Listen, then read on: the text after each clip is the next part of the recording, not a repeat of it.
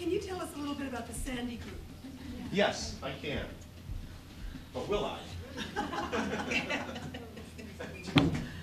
And will you be shocked if you after do? After a stiff drink of tea. The Sandy Group is the largest employer of Iraqis in Iraq. They essentially provide what they call life support services and protective services. It was founded by a Dr. Rubar Sandy. I don't know what his doctorate is in. I think it's sociology. And they have offices in Iraq and in Sudan and in Kenya and all over the world. They do they do not only what I've talked about, which is life support and protective services. They also own hotels and quite a bit of property. They do speculation and development, and they do banking internationally. So it's actually, we may not have heard of them, but they're a very big group. And like any proper Kurd, he's a Kurd. Like any proper Kurd, when you get very successful, your family and clan grows, and there are 250,000 people who claim to be his relatives. They're standing like this mostly. Other questions? Yes. How long you have been in Baghdad on the whole? How many months? I was only in Baghdad 3 months. I'm going, this is a 7-month contract that I have now, and I've worked here on both sides of it. When I was there, I was insistent on being in the red zone. To be in the green zone is very highly restrictive because there are so many rules that you can't get out. So from my point of view, anything that my security would allow me to do while I was safe and get me out. So I had a lot more experience in 3 months than people who go to state and rotate 3 months because they never see the outside world. What's the gut feeling how soon America will get out of Baghdad? What was that? Gut feeling how soon America will get out of Iraq? God willing, to me tomorrow. But that's you know, I went there with the sense that I didn't really know what I felt about it, and I felt that we couldn't just precipitously withdraw. But what I came to see and came to understand for myself, and I don't, you know, I'm no policy expert, was that Iraqis are just simply going to take it in the shorts. And the longer we're there, the worse it's going to be for them, and the worse it's going to be for us. I'm actually outraged that the Baker report is being withheld until after the election, as if that isn't as much a political statement as putting it out now. And by delaying it until after the election for a month, we can now pretty much say with certainty we're going to cost another 90 American lives, and who knows how many Iraqi. In my opinion, it is immoral. Yes? I know about Iraq a lot because I'm a Muslim. I've been there many, many times, tons of times. And my mother comes from Iraq, so I've been there. What's your #1 contribution to future Iraqis? You have done 3 months live from you, you've done great things. I'm very impressed with your excellent position, very nice. What do you think? What's your #1 contribution for the Iraq in the future? I hope that I can leave a business center that can be used to rebuild the small business community. I don't, honestly, I do not think it's going to happen while I'm there. I just don't. That's the hardest thing for me. You're honest. You know, when I went over, see, my first mission was very clear. I had to clean up a mess that somebody else made. That was easy. That was no lose. I had a good team. I had 4 people who were expats. I had 10 Iraqis. I had 5 or 6 subcontract groups. And the biggest job from a management perspective was to weld people who hadn't been a team into a team and to drive them. Honestly, we worked 16 to 20 hours a day, 6 and 7 days a week. People just didn't take time off, and we did a lot. I mean, this best practices manual is 250 pages. There are 2 business plans. We started 2 websites. We put together a board of directors. We did all of the things necessary to start a business. We had all Iraqi seminars. We worked really hard. And it was a fabulous, fabulous team. They were just wonderful, wonderful people. But at the end of the day, What we did was to save somebody else's idea of what the business center should be. When I determined that I was going back and the contract was signed, the first thing I did was to write the board of directors and say, okay, we told you last time what we thought should be in a business plan. It was the only way we could do it. It was the only way I could do it. So now you tell us, where are we crazy? What are the things that we need to do? What have you seen in the interim that we haven't seen? And I think if we build outwards from what Iraqis want, instead of continually imposing, I had no other way to complete the contract but to impose my will on them. But this time it's different, and I'm much more worried about it and much more concerned. I don't actually know, because I haven't gotten all the responses back, that they're all still there. Amar was living in Amman. The chairman, whose name is Mr. Shikara, once gone on vacation. No one's seen him since. We don't know where he is. We think Dubai. So people who are able to get out of Iraq, get out of Iraq. Now some of them have come back. And these are very brave men. You know, I didn't say when I had this picture of the green zone out, I know this is an answer that goes well beyond you, but this is very much from my heart. We could come in armored vehicles through the American entrance. These guys were businessmen who were the cream of the crop, had to stand out with the hawkers in a line and be admitted one by one while everybody watched. These folks put their lives on the line every time they went to the green zone. And my commitment is largely to them. I think these are massively courageous people. But Phil, how do you come to terms with that? It must be that every time you meet with someone, whether it is the mom and pop grocery store owner or someone on the board of directors, that in some way and on some level it endangers them. Yes. How do you come to terms with that? It's very hard. I mean, one thing, Iraq is just full of rumor. And when you don't know anything and when there's no information and no kind of believable communication, rumor rules the roost in a big time, in a big way. So we could never have people, for example, to our compound, safe as it was, because everybody in Baghdad knew that the CIA, Savak, and the Mossad were ruling this place. So it was highly dangerous for them and they wouldn't do it. There were places they could go and places they couldn't. But Judith, I made some decisions. I built a building that I will never see. I can't. I will never go there. Because if I go there, it will endanger the people who are there. When we went to, well, I don't have a board, but when we went to the place in Gardenia where we met with the industrialists, we secured this big perimeter. They came from all over and snuck in. And that was how we could meet them.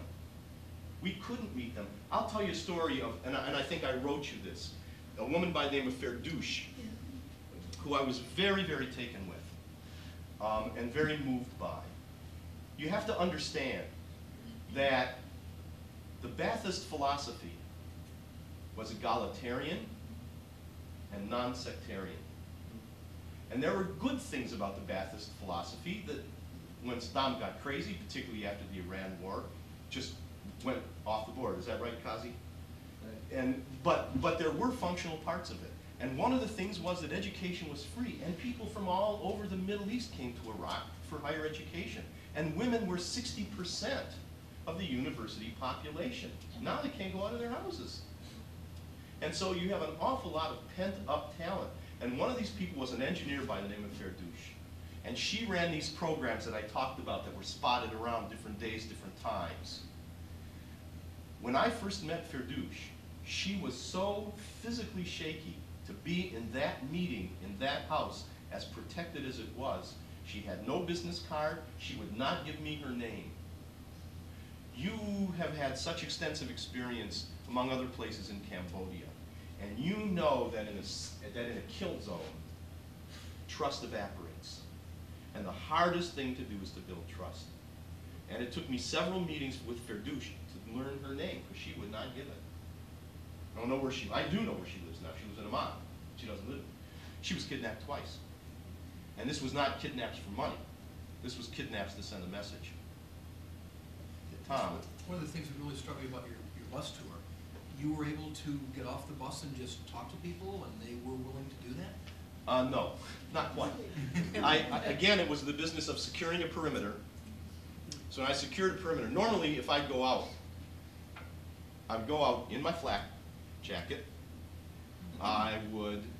You didn't walk the streets, I didn't walk the streets.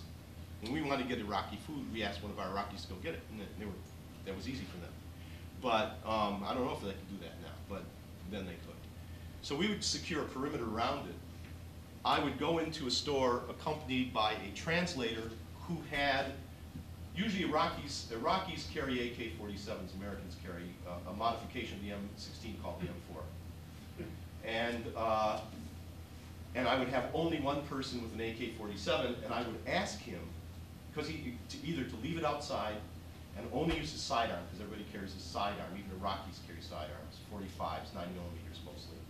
And so I would then go into the store and talk. If I had to walk in off the street, I would have to have those armored vehicles parked out front. I would have to have people on either side of the store. I couldn't be inside the store without 2 guards. That's the way it was. And believe me, it was looser for me than it was for other people. So I took a deliberate decision to do that. In fact, I'll tell you a quick story. By I did that. securing the perimeter, you could have a lighter presence. Exactly. I could have a lighter presence, and I can't say that people would talk to me. What people will do is they won't talk to you honestly about what they want, but they will complain a lot. And you sort of take from the complaints what you can and try and figure out what's needed from what the complaints are. And eventually, you know, Iraqis are basically very open people, wouldn't you say, except under this situation of no trust. And so I found that, and there is something about meeting in an Arab context in which, you know, an American, I always say an American goes into a situation like that, shakes hands and says, let's do business, how's the family? You know, in the Middle East, it's how's the family? And then after talking about the family a lot of times, maybe you'll get the business. And so you have a different dynamic in a meeting and a different dynamic in a conversation. And you get used to it very quickly because it's actually lovely. Before I call on you, Kazi, can I over here and then Messi and then you? Okay. I was wondering, well, you maybe talk about maybe there was some information hoarded up, you know, from our government. I was wondering whether our media have been, you know, really deliver quite accurate and honest image from the Iraq group. That's what I mean. You know, for example, they say, okay, we liberate Iraq. Whether that's really what the people feel there. Yeah. And what is more like anti-American or pro-American. You know, there's a very, very powerful, when I was there, remember, you know, the situation has changed even since the end of June. And so when I was there, there was pretty much a powerful anti-American feeling among Iraqis. And it's very, very interesting because if you talk to soldiers who have been on base, and the only Iraqis they know are Iraqis who are servants, basically, well, they're all happy, you know, just like the happy slaves. But if you talk to people on the street, and I have to tell you, I made it a point. To me, the point of my being there was to talk to everybody I could, to get a sense, because I don't see how you can do business from 30,000 feet. So I do think that reporting doesn't quite tell either story. And the reason that I gave that map and only pointed to some danger points is there are a lot of places where life is carried on, or was, at the time I was there, in a semi-normal way. Because people have to find ways to live. I mean, how are you going to get your breakfast? How are you going to buy the food to feed your family? How are you going to clothe people? There are small places. Air conditioning. You ought to see how much air conditioning is sold in Baghdad. So someone's got enough money to buy it. And by the way, there was very little poverty, and Kazi, you could comment on this, in Iraq before, because everybody got a stipend. That was part of the Ba'athist mentality. Now you see widespread, tragic kind of poverty that you see in other places in the emerging world.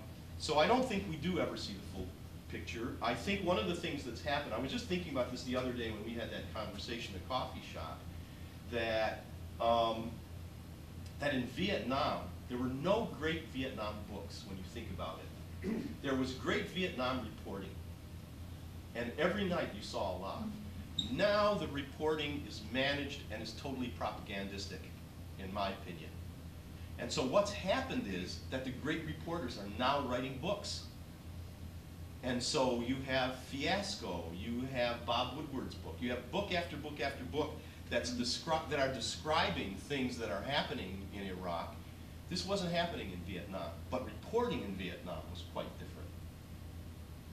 So that's my sense of it. But you know, you don't want to make too much out of 3 months in a restricted atmosphere. The part of Iraq that I saw and the part of Baghdad that I saw was very limited. I did spend some time in Kurdistan as well, but it was very limited. Mesky, you had a question? I have a question because as you were speaking, I couldn't help because I was in Ethiopia during the revolution, and I was working with USAID. In fact, in one of the projects with USAID, a plane was burned down, but we couldn't even get out. So I can, in a very minute way. But then to Judy's question, and then it's someone's questions, what do you really feel your long-term contribution of the gentleman behind you?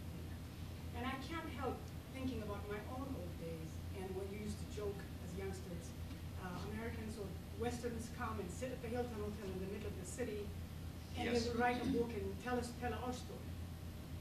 And they've never been out there, they have no idea. And this is a time when the problem is just between us, just amongst us. But many people, many of us got displaced and became not Ethiopians anymore. But I just cannot help from the media that I see and my own human little experience and just the humanity of it all. I really believe the contributions of people like you, and I'm sure you're not alone, there are quite a few, were there for the real human reason. I just can't see the infrastructure you leave behind is going to help build Iraq, because whoever comes on, unless we plan together, the first thing they're going to destroy is anything and everything that we stand for.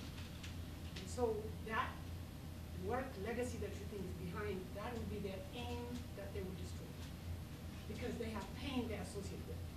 What I think, and I pray all of you will have, is this kind of information, this kind of thing that you carry in your heart, in your mind, that will be translated into books, into documents, into histories about the people behind. When things are colored, those things will come back and say, the information I got from magazine. Because even the people will not be there, let alone the infrastructure. And so when you were speaking, this is what I was thinking. I just pray to God that people like you will have a whole lot of them, that you guys take on. With your soul. So now, thanks, Mesky. I'll go home and shoot myself. No, but at the time, I'm just. you can take this back, because these information will stay behind so that we can go back and help. Well, it's very interesting to me that I would talk to Iraqis who would say,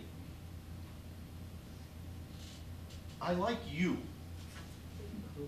but I hate you because you're an American. And see no contradiction in that. And it's the same everywhere. Whenever you meet people and get to interchange with them, something happens that's bigger than either of you, and hopefully gets left behind. Actually, a quick comment. I need to go. I have a class. Oh, okay. My comment is, I do respect your honesty and insights. And I go to anything happening on Iraq, I go quickly. My brother has some Iraqi oil. So. And I canceled today 2 of my serious appointments to listen to you. I feel honored. I'm leaving you. Thank you very much. Have a class.